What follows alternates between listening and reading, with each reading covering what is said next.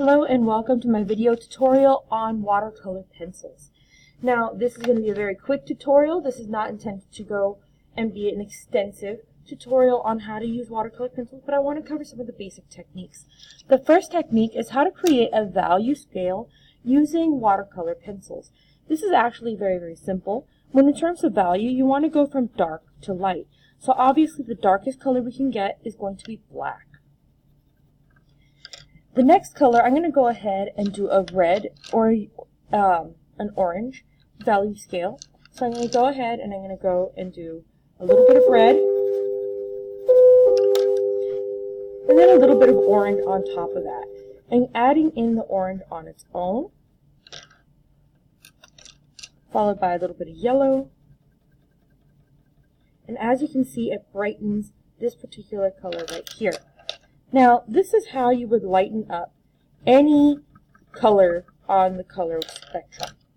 You could go ahead and put a little bit of white towards the end, and that'll make it even brighter. Now, when you're using colored pencils, this creates the colored pencil effect. So you have two different effects that you can do with watercolor pencils. The first one is for this value scale. Now, I'm going to go ahead and write that down.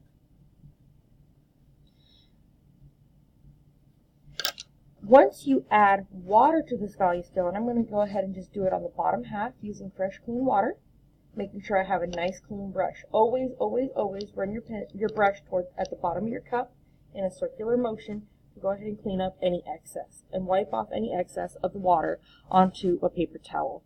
Now I'm going to go ahead and just show you on the bottom half the difference between the watercolor itself and activating the watercolor pencils versus leaving it alone. Now I'm going to start and go side to side. Now I started in the dark area.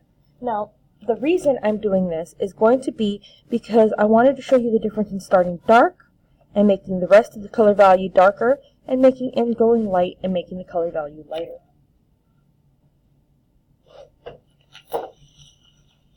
Now the other option for this, I'm going to go ahead and do it in the center. After I take the paper, and if you notice there's an extra bit of water, I'm going to go ahead and just blot it. So that just means tapping the paper towel on top of the drawing in order to take off any excess water. Now I'm going to go ahead and do the middle section. If I start in the lighter section, going from side to side this time, if I start in the lighter section and go darker, then it's going to change the effect that's created when I'm using the watercolors. Because I'm pulling the colors further in. And while it's smoothing these colors out, oops, always clean your brush. While it's smoothing these colors out, it's also changing the way the gradient works. So this is changing this black into a very dark red. I know you can't necessarily see it on camera, but it is making a difference. Now, there is a difference in this middle section going from light to dark versus going from dark to light. So if you notice, it really darkens this end part. Now, the next one, I wanted to do a gradiated wash. Now, in order to do a gradiated wash, you would go in, press down hard at first, and slowly get softer and press lighter and lighter with your pencil. This is how you would normally create a gradient in any form. Now, if you go in with a clean brush, again, I'm going to go just on the bottom section so you can see the difference, and you're going to brush it over the top of the second paper, and you're going to see that you can pull the colors all the way out further, and it still creates that gradient. It's just going to be a little bit softer. And once again, I'm going to go the opposite direction about halfway through the gradient, so you can see what happens when you start lighter and you pull it towards the dark area. While these both create gradients, it's different gradients. So that's one of the things I want you to practice doing. The next one is blended colors. This is where you apply two different colors of colored pencil with half and half. So I'm going to go ahead and go with a red and a blue just so you can see what happens. So if I start on this side with the blue going halfway, and again I create the gradients, and I start this side with the red going halfway and create the gradient in the middle. While this is still a good way to blend, when you activate the colors and pull them over to the opposite side, you're going to get more of a purple in the middle rather than the red. And you would start on each side and move them towards the center until you get that purple tone that you're looking for. The next one is the hard edge. So in this case, this edge right here where you shade with the water so that it creates only the first half and leaves the other half clean, that is considered the hard edge. So I'm going to go ahead and do this again.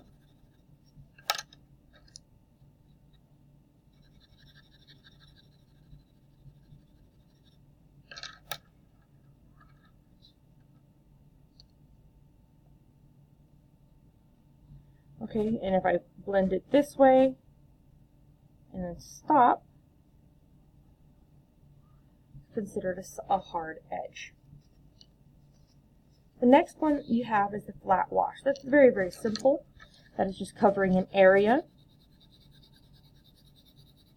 with a colored pencil and using the brush to just blend it out and create a wash of color.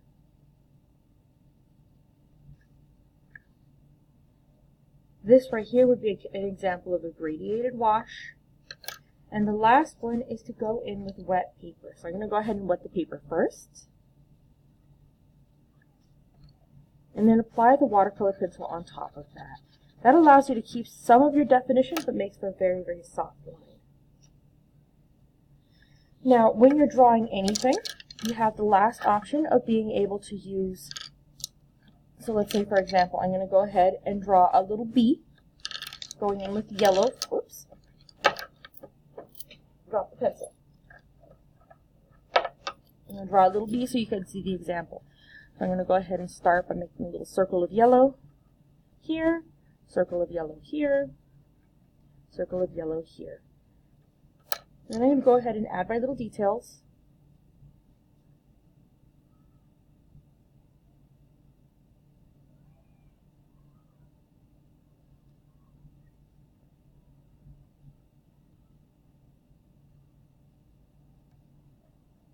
For my little bee. Not the prettiest bee, but it's a very fast bee.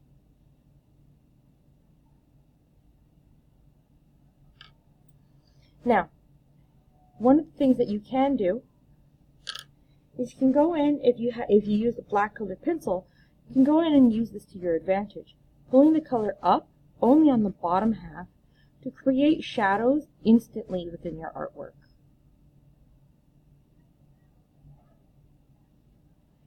This is also useful when you want to make something look more transparent, because you can go in and add a little bit of extra color and then just fill in that area.